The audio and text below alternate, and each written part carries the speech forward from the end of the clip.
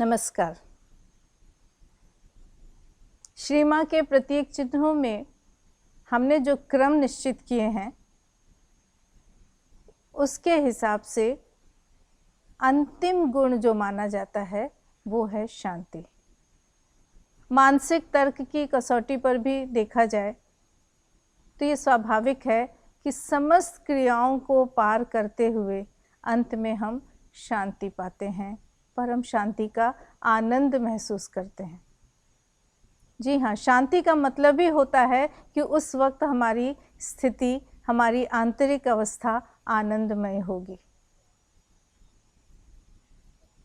शांति और अशांति ये दो परिस्थितियां हमारे पास होती ही क्यों हैं? हम शांत ना तो सुख में रहते हैं ना ही दुख में, क्योंकि हमारी सत्ता के जो दो अंग हैं, मन और प्राण, वो अपनी क्रियाओं में जब संतुलन खो देते हैं, उनकी गतिशीलता गलत दिशाओं में रहती है, तो हर क्रिया की प्रतिक्रिया ऐसी ही होती है जिसमें शांति दूर चली जाती है। अर्थात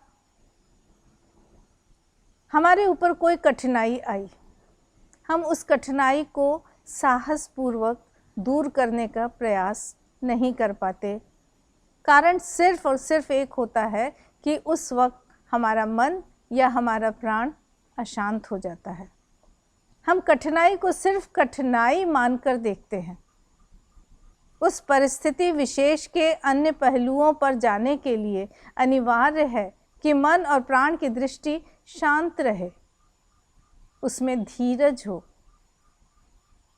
बिना धीरज के, बिना संयम के कोई भी क्रिया, कोई भी विचारशीलता कभी भी सही दिशा में नहीं हो सकती।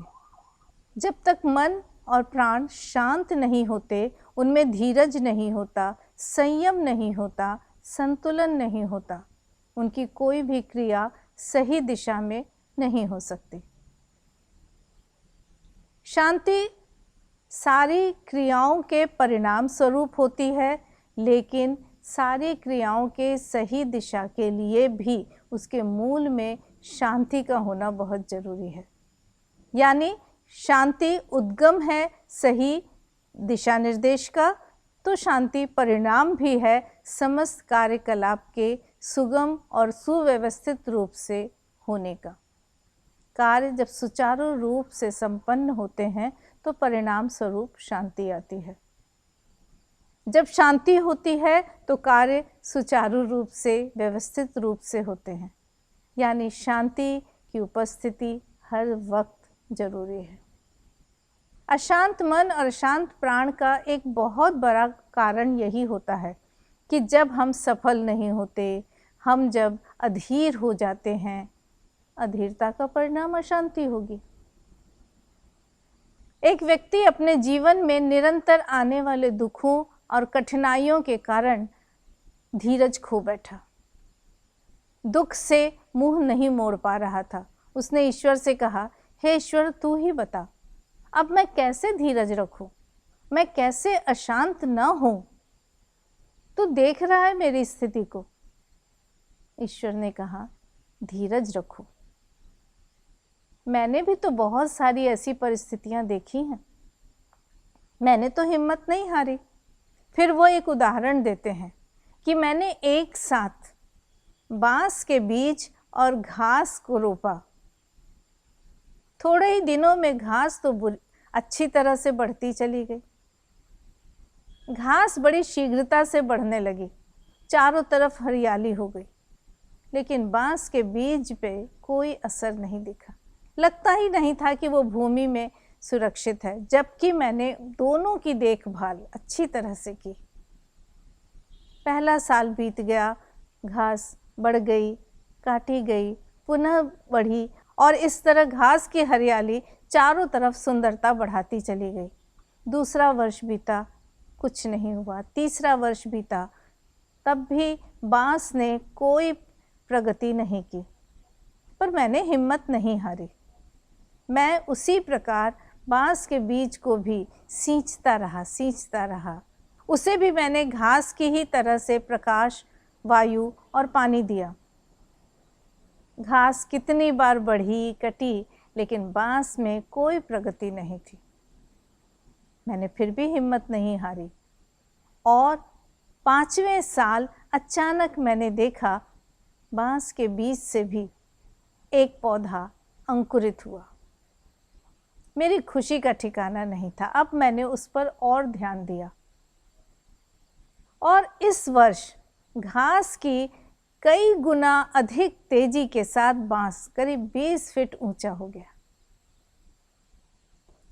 ये ठीक है कि उसने लंबा समय लिया था, क्योंकि उसको अपनी ऊंचाई के हिसाब से जड़ को मजबूत करना था। इसलिए मेरे बच्चे, तुम कभी भी दूसरों से अपनी तुलना मत करो। तुम्हारे दुख, तुम्हारे संघर्ष, तुम्हारी कठिनाइयां तुम्हारी जड़ को मजबूत करने के लिए हैं। ये जितनी ज़्यादा हैं, हो सकता है तुम्हें उतनी ऊंचाई पर जाना है जिसके लिए मजबूत जड़ चाहिए, और जड़ की मजबूती के लिए उन्हें समय तो लगता है। हर एक के जीवन का अपना उद्देश्य है। अशांत मन और प्राण के साथ प्रगति संभव नहीं है। सच है ये ऐसा। जहाँ अशांति है वहाँ पर प्रगति कैसे होगी? लेकिन शांति को पाना, शांति को बनाए रखना, इसके लिए जिन गुणों को चाहिए उनमें से सबसे महत्वपूर्ण गुण है कृतज्ञता। श्री माँ ने साधकों के बीच में जब वे कक्षाएं लेती थीं, किसी के पूछे जाने पर यही कहा। शांति को मन में उत्पन्न करना, उसका अनुभव करना और उसको दृढ़ता के साथ बनाए रखने का एक बहुत अच्छा उपाय है कि निरंतर ईश्वर के प्रति कृतज्ञता महसूस करना, कृतज्ञता प्रकट करना। और हम सब यह जान चुके हैं कि उन्होंने कृतज्ञता ज्ञापन का सबसे अच्छा तरीका बताया है खुश रहना। जब हम खुश रहेंगे तभी हमें वो चीज़ें दिखाई देंगी जो हमें ईश्वर ने उपहार स्वरूप दी हैं, जो ईश्वर की कृपा बनकर हमारे जीवन में आई हैं।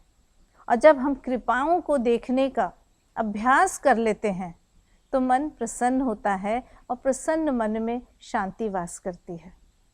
जैसे ही हमारी दृष्टि दूसरी तरफ जाती है, हमने जो पाया है उसकी जगह जो हमने नहीं पाया, जो हमने खोया, उस पर जब हम नज़र डालते हैं तो मन अशांत होता है, क्योंकि दुख हमें घेर लेता है।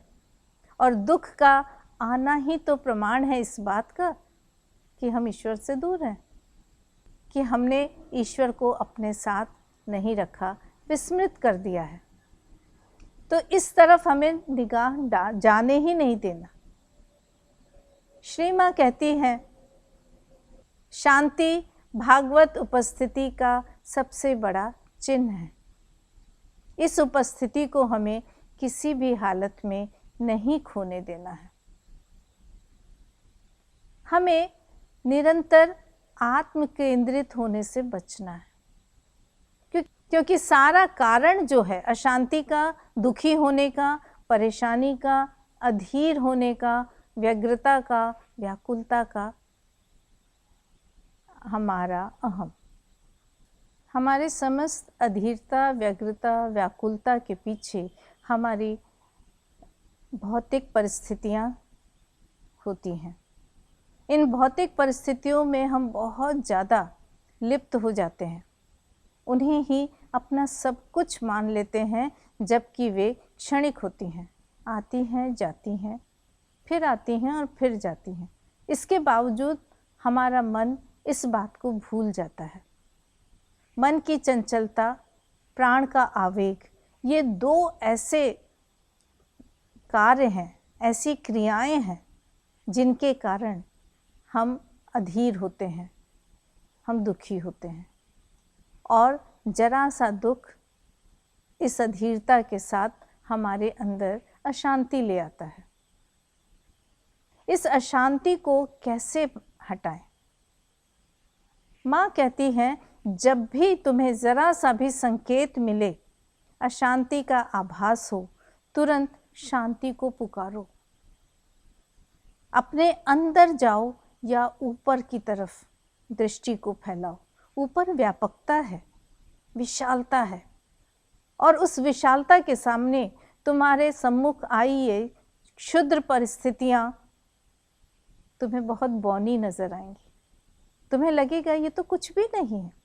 जब उस विशालता के दृष्टिकोण को पाकर तुम इन्हें देखोगे, तुम्हें सांत्वना मिलेगी। वे कहती हैं, पुकारो शांति शांति शांति। शांति को इस कदर पुकारो कि वह तुम्हारे सामने अस्तित्व बनकर चली आए। पहले उसका भाव आता है, फिर उसका एहसास आता है, और वो एहसास जब हमारे अंदर जाने लगता है तो अपने शरीर के कोषाणुओं को खोलना होता है। शरीर का एक एक कोषाणु उस शांति को ग्रहण करता है, आत्मसात करता है, और तुरंत ही अगर तुमने माँ की सहायता को पुकार लिया, माँ को स्मरण कर लिया, तो बस तुरंत शांति तुम्हें घेर लेती है। व्यग्रता दूर चली जाती है, व्याकुलता कहीं नहीं रहती, और इस शांति को पाने के बाद तुम असल में अपने मूल में छुपे उस भगवत कण को पा जाते हो। वहाँ तो कोई दुख है ही नहीं। लेकिन ध्यान रखना है, सचेतन होना है, सजग होना है, निरंतर अपने मन और प्राण को प्रशिक्षित करते रहना है, क्योंकि ये ही हैं जो थोड़े देर बाद फिर चंचल हो उठते हैं। और इस अशांति का सबसे बड़ा कारण ये है कि हम जब किन्हीं परिस्थितियों की तरफ बहुत ज़्यादा ध्यान देने लगते हैं या अपने ऊपर बहुत ज़्यादा ध्यान देने लगते हैं, तो हमारे प्राण में उठने वाले आवेग, हमारे मस्तिष्क या हमारे मन के अंदर आने वाले विचार अंधकार में, अज्ञान में दिशा की तरफ चल पड़ते हैं, जो सिर्फ अशांति लाती है। हमें लाना है शांति को। हमारे अंदर उत्पन्न होने वाली समस्त अशांति, व्यग्रता, व्याकुलता, इन सब के मूल में छिपा है हमारा अहम। हम बहुत ज़्यादा आत्म केंद्रित हो जाते हैं, सामने आने वाली परिस्थितियों में इस कदर लिप्त हो जाते हैं कि उन्हें ही सब कुछ मान लेते हैं, उनकी क्षण भंगुरता भूल जाते हैं, जबकि वे आती हैं जाती हैं, कोई समय नहीं रुकता। परिस्थितियां चाहे सुखद हो चाहे दुखद हो, दोनों में ही हम अशांत हो उठते हैं। कभी एक्साइटमेंट है, उद्वेग है, कभी दुख है, व्याकुलता है, निराशा है। शांति के लिए मन संयमित होना चाहिए, प्राणों के आवेग को नियंत्रित होना चाहिए, क्योंकि श्री माँ यही तो समझाती है हमें। अशांति उतनी ज़्यादा हमारे पास रहेगी, हमें उतना ज़्यादा घेरेगी, जितना ज़्यादा हम बाहरी आवेगों को अपने अंदर घुसने और शासन करने देंगे। हमें सचेतन रहना है, हम किन आवेगों को ग्रहण कर रहे हैं। जिनकी आवश्यकता नहीं, उनको सजग रूप से दूर करना, ये प्रशिक्षण अपने मन को देना हमारे लिए बहुत ज़रूरी है। और इसीलिए पूर्ण योग का कर्म विधान जो है, या कर्म योग, हमारे लिए एक बहुत बड़ा सहारा हो जाता है। काम करते हुए ईश्वर का स्मरण करना या ईश्वर को समर्पित करने के भाव से काम करते रहना, वो इतना बड़ा सहारा है जो किसी प्रकार हमारे अंदर किसी अशांत और अधीरता के आवेग को घुसने नहीं देता। शांति हमारे पास रहती है, क्योंकि अशांति को हम आने नहीं देते। कर्म करते जाना, निस्वार्थ भाव से करते जाना। श्री माँ ने अपने पुत्र को लिखते समय अपने पत्र में यह लिखा कि इस आश्रम की जो मैं रचना तुम्हें बता रही हूँ, तुम्हें मैं इस आश्रम के बारे में जो कुछ बताती हूँ तुम्हें बहुत अच्छा लगता है ना? उसका कारण यही है कि ये सचमुच अद्भुत है। क्या तुम यहाँ आओगे? यहाँ सर्वत्र शांति है, प्रसन्नता है। उसका कारण सिर्फ और सिर्फ इतना है कि यहाँ पे जो भी काम होता है वह किसी निजी स्वार्थ के लिए नहीं होता। हर व्यक्ति काम को ईश्वर के प्रति समर्पित भाव से करता है, इसलिए वो प्रसन्न रहता है। इस बात को हमें जान लेना चाहिए कि हमारा भौतिक अस्तित्व, विशेष तौर पे हमारा शरीर, काम से नहीं थकता, काम के पीछे आने वाले आवेगों से, भावनाओं से थकता है। हम अपने लिए जब काम करते हैं तो वो स्वार्थ का अंधकार हमारे चारों तरफ घेर देते हैं। जब हम दूसरों के लिए करते हैं तो एक अहंकार का अंधकार वहाँ पे छा जाता है और वह इतना भारी होता है जो हमारे भौतिक अस्तित्व को थका देता है। लेकिन जब हम ईश्वर के प्रति समर्पित भाव से काम करते हैं तो हर काम हमें आनंद देता है, और जहाँ आनंद है उसके मूल में तो शांति ही है।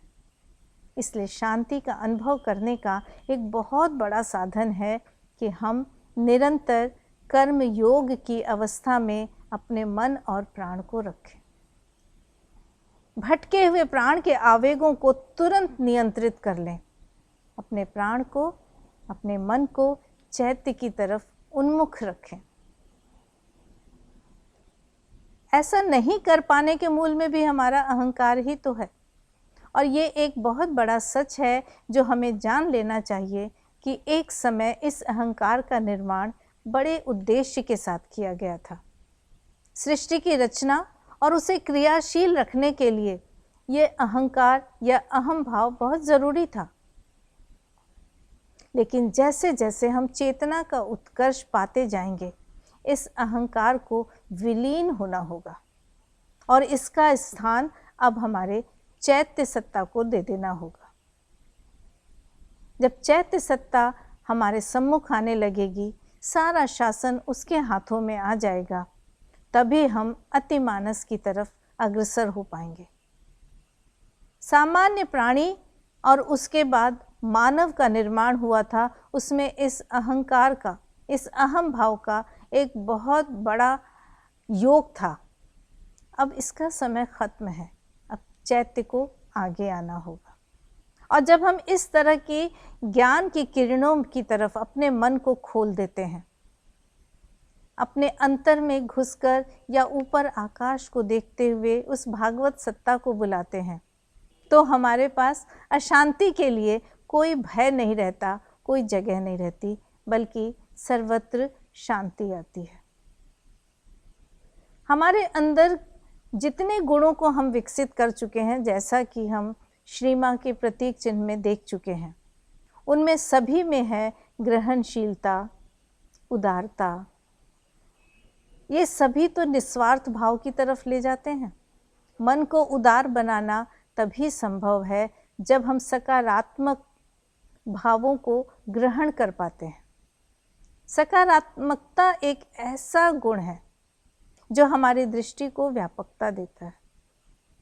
इस व्यापकता के साथ ही हम उन अनुभूतियों को पा सकते हैं जो भगवत चेतना से हमारी तरफ फेंकी जाती हैं या हमारी तरफ भेजी जाती हैं।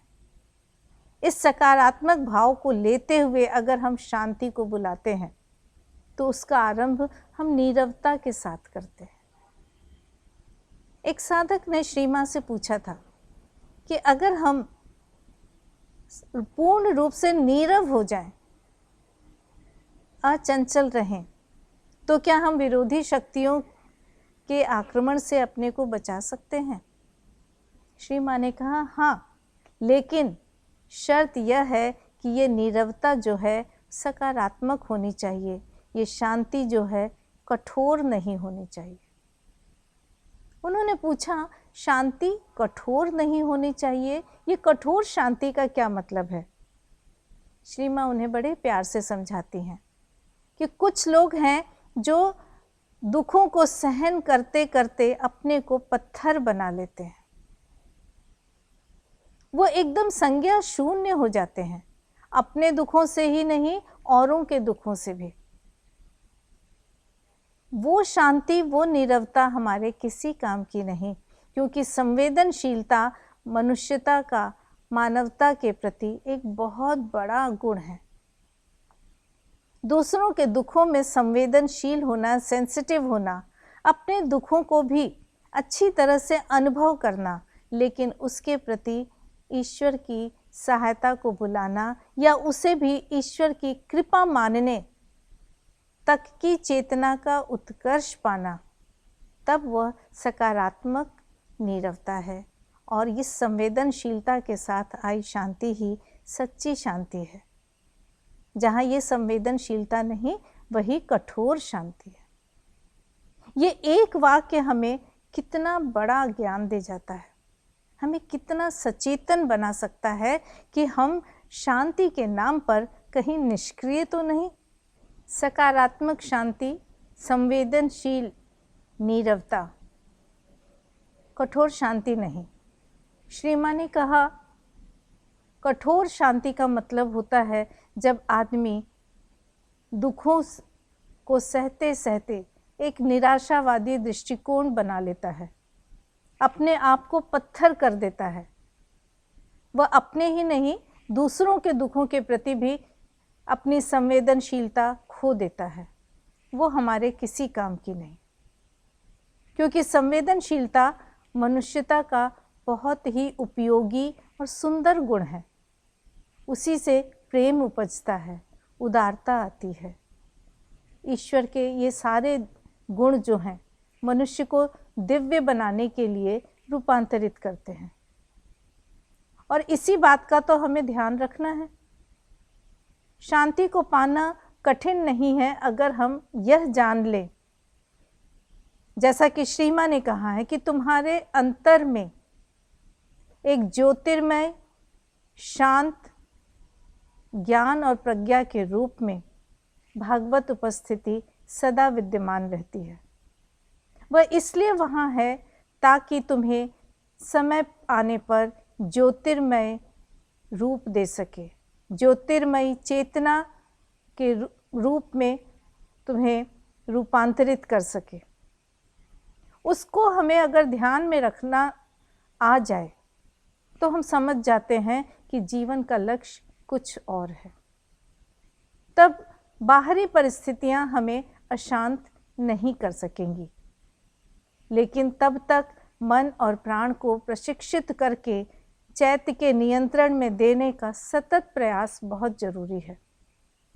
मानसिक, प्राणिक और साथ में भौतिक, इन तीनों के अशांतियों के प्रति हमें सतर्क रहना है। हमारा भौतिक शरीर जो है अपनी दुर्बलताओं, कष्टों, रोगों आदि के प्रति इतना ज़्यादा आत्म केंद्रित हो जाता है कि उसको चारों तरफ से अशांति घेर लेती है। प्राणिक आवेग उसको और बढ़ा देते हैं। ऐसे में मन चंचल हो जाता है। ये बड़ा ही स्वाभाविक है, क्योंकि उसका काम ही यही है। अपने कोषाणुओं में शांति को बुलाना, उन्हें आत्मसात करना और उसे स्थापित कर देना, तदर्थ ईश्वर की सहायता को पुकारना, ये कुछ अभ्यास हैं जो मनुष्य को करते रहना चाहिए। श्री मां की कृपा को चाहना हमें सचमुच में भौतिक रूप से भी उतना ही सचेतन बना देता है। एक साधक ने प्रार्थना की थी मां से कि मुझे कोई दवाई नहीं खानी, पर मेरे इस शरीर को आप अपनी कृपा से ही ठीक कर दीजिए। श्री मां ने कहा, उसके लिए तुम्हारे अंदर बहुत दृढ़ श्रद्धा होनी चाहिए। उस दृढ़ श्रद्धा के बल पर ही तुम अपने शरीर को बिना दवाइयों के रोग मुक्त कर सकते हो, क्योंकि दवाइयाँ भी तुम्हें तभी प्रभाव करती हैं या तुम्हें रोग मुक्त करती हैं जब उनके प्रति तुम्हारी श्रद्धा होती है। यानी श्रद्धा एक और ऐसा गुण आ जाता है जो हमें विपरीत शक्तियों से बचाने का काम करता है। श्री माँ का स्मरण या भगवत सत्ता की कृपालु शक्ति पर पूरा विश्वास रखना, धीरज, संयम, संतुलन, इन गुणों को पकड़े रखना, निरंतर उनका विकास करते रहना, मन की चंचलता, प्राण के आवेग को चैत्य का नियंत्रण देना, ये कुछ ऐसे सचेतन अभ्यास हैं जिनके द्वारा हम अगर चाहें तो स्वयं को शांतमय बना सकते हैं। इस सचेतन शांति के साथ जिस नीरवता को हम पाएंगे, उसके फल स्वरूप हम भगवत सत्ता की उपस्थिति का आभास कर सकते हैं और वही मनुष्य को धीरे धीरे ईश्वर की प्राप्ति की ओर ले जाती है। कहते हैं ईश्वर ने जब सृष्टि की रचना की तो वनस्पति जगत, प्राण जगत के बाद उसने मनुष्य की रचना की। अपनी इस कृति को पाकर ईश्वर बड़ा प्रसन्न हुआ। ये मैंने क्या बना दिया, अद्भुत। मनुष्य को बनाकर उसका रचनाकार स्वयं इतना प्रसन्न था कि बार बार उसे देखता और फूला नहीं समाता। उसने सोचा अब इसका मैं क्या करूं। फिर ईश्वर ने यह निर्णय किया कि इसे भी धरती पर भेजता हूं और अपनी इस सुंदर अनुपम कृति को ईश्वर ने धरती पर भेजने का निर्णय कर लिया। जब मनुष्य को वो धरती पर उतार रहा था तो उसके मन में आया इसे कुछ भेंट देनी चाहिए। उसने अपना अक्षय पात्र उठाया और उसमें से बहुत सारी भेंट निकालता गया और मनुष्य को देता गया। उसने मनुष्य को मन दिया, उसने मनुष्य को प्रेम दिया, उसने मनुष्य को बुद्धि दी, उसने मनुष्य को उत्साह दिया और इस प्रकार वह एक के बाद एक मनुष्य के अंदर गुणों का संचार करता चला गया। ये भी ले जा, ये भी ले जा, ये भी ले जा। ईश्वर की कृपा का कोई अंत नहीं था। उसके पास जो कुछ था वह अपनी इस रचना को देता जा रहा था और प्रसन्न हो रहा था। अंत में जब ईश्वर ने अपने उस अक्षय पात्र के अंदर हाथ डाला तो उसका हाथ एक चीज से टकराया, एक अद्भुत चीज थी। साथ ही उसने देखा कि उसने अपना सब कुछ दे दिया है, बस एक चीज रह गई थी। वो चीज थी शांति। वहां आकर ईश्वर का हाथ रुक गया। उसने सोचा क्या मैं ये भी दे दूं? नहीं नहीं, अगर मैं यह शांति इसको दे देता हूं तो यह मनुष्य जो कि मेरी ही रचना है ये तो मुझे ही भूल जाएगा। ईश्वर सोच में पड़ गए। लेकिन देने का जो सुख है जिसे ईश्वर हमें एहसास कराना चाहते हैं वो उनका इतना बड़ा गुण था। उन्होंने कहा यह दे दूंगा तो तू मुझे भूल जाएगा, पर मैं न दूं मुझसे ये भी नहीं होता। कुछ सोचकर ईश्वर ने एक और चीज बनाई और वह चीज थी अशांति। और अब उन्होंने कहा ले मानव, तू ये दोनों ही ले जा। जब इस शांति को पाकर तू मुझे भूलेगा तो ये अशांति तुझे खींचकर दोबारा मेरे गले से लगा देगी। कहते हैं ना कि अच्छी बुरी, दुखद सुखद, प्रकाश अंधकार, जीवन मृत्यु, सब कुछ उसी ने बनाया है, पर बीच में एक आवरण है। जब एक चीज हमें ईश्वर को भूलने पर मजबूर कर देती है या एक चीज के भोग में, एक चीज के सुख में डूबकर, एक चीज की लिप्तता में हम ईश्वर को भूलने लगते हैं तो कोई न कोई ऐसी चीज आती है जो हमें ईश्वर का स्मरण करा देती है। अगर हम अपने आने वाली हर परिस्थितियों को ईश्वर का भेजा हुआ वो संकेत समझने की आदत डाल लें, अपने अंदर ये समझ विकसित कर लें कि जो कुछ भी सामने आ रहा है वो और कुछ नहीं सिवाय हमें स्मरण कराने वाला संकेत है कि अंत में हमारा लक्ष्य ईश्वर को पाना है, ईश्वर बन जाना है, ईश्वर में समाहित हो जाना है। तो क्या शांति और क्या अशांति। ऐसी समझ के साथ, ऐसे ज्ञान के साथ हम कभी भी अशांति को अपने ऊपर हावी नहीं होने देंगे। और ये शांति इतना महत्वपूर्ण गुण इसीलिए बताया गया है क्योंकि जो भी काम हम कर सकते हैं, जो भी लक्ष्य हम पा सकते हैं, उसका प्रयास या उसकी उपलब्धि केवल शांति में हो सकती है। श्री माँ कहती हैं, कोई भी बड़ा काम जिस सुगमता के साथ, जिस परफेक्शन के साथ यानी पूर्णता के साथ नीरवता में हो सकता है, वैसा कभी नहीं हो सकता। कुछ लोग बहुत शोर करना पसंद करते हैं, काम की तैयारी करते हैं, पर शांति में जो शक्ति है वो काम को जितनी सामर्थ्य के साथ करा सकती है, हमारा शोर नहीं करा सकता।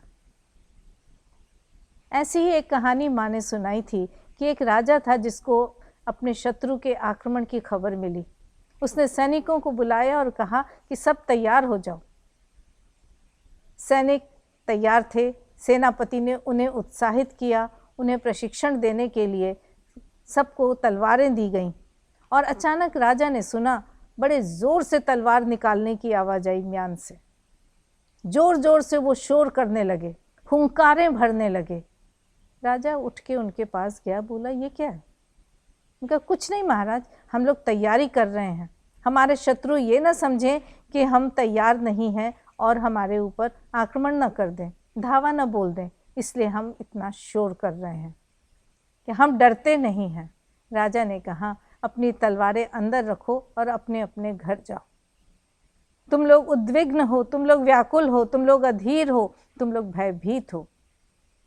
इस आवेश से कुछ नहीं होने वाला। कार्य के लिए शांत दृढ़ता चाहिए, संकल्प चाहिए। अपने अंदर जाओ और संकल्प तैयार करो, साहस का विस्तार करो। अर्थात किसी भी काम को पूर्णता के साथ करने के लिए बाहरी कोलाहल जरूरी नहीं।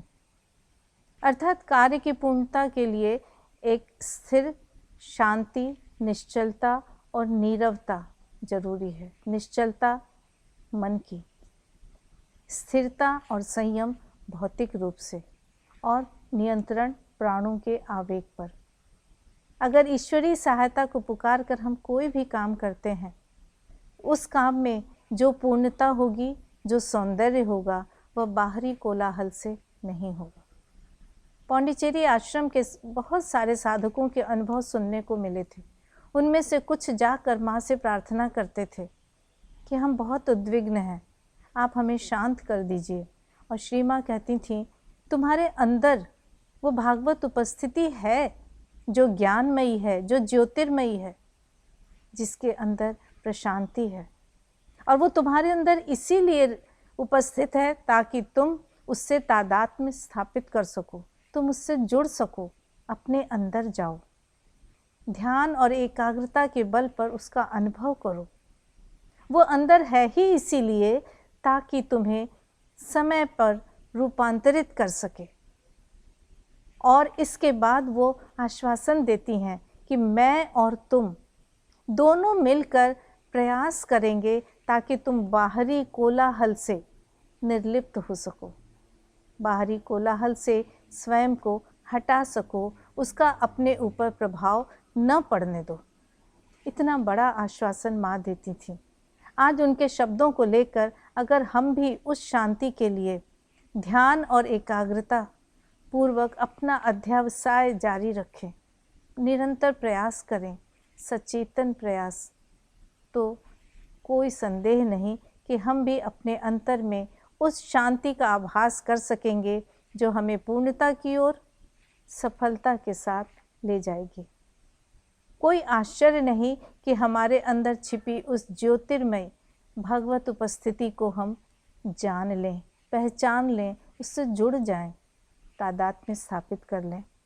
और यही कारण है कि श्री माँ कहती हैं, शांति बहुत ज़रूरी है। सभी गुणों के साथ हमें अपने अंतर में निरंतर शांति के गुण को भी विकसित करना होगा।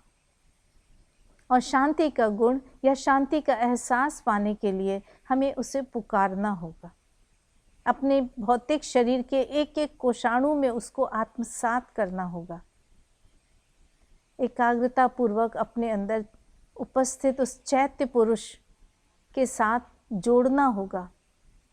उसको कहना होगा कि वो हमारे मन और प्राण को नियंत्रित करे, उन्हें रास्ता दिखाए।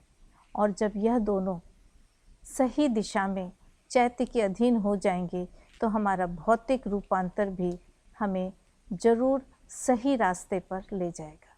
नीरवता के प्रति श्री मां ने कहा वह एक बहुत ही महत्वपूर्ण स्थिति होती है विकास के लिए, शांति पाने के लिए। वे कहती हैं प्रतिदिन कम से कम 2 बार नीरवता पाने का अभ्यास हर किसी को करना चाहिए, लेकिन वह सच्ची नीरवता होनी चाहिए, केवल बातचीत बंद करना नहीं।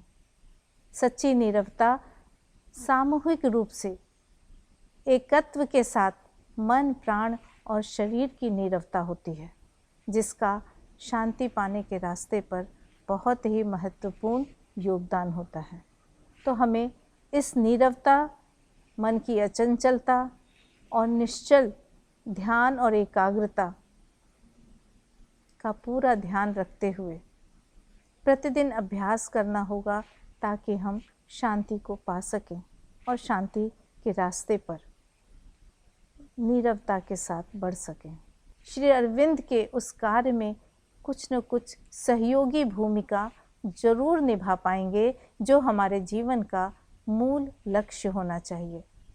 हम सभी प्रार्थना करें माँ के साथ कि आप हमें शांति के पथ पर ले जाएं। धन्यवाद।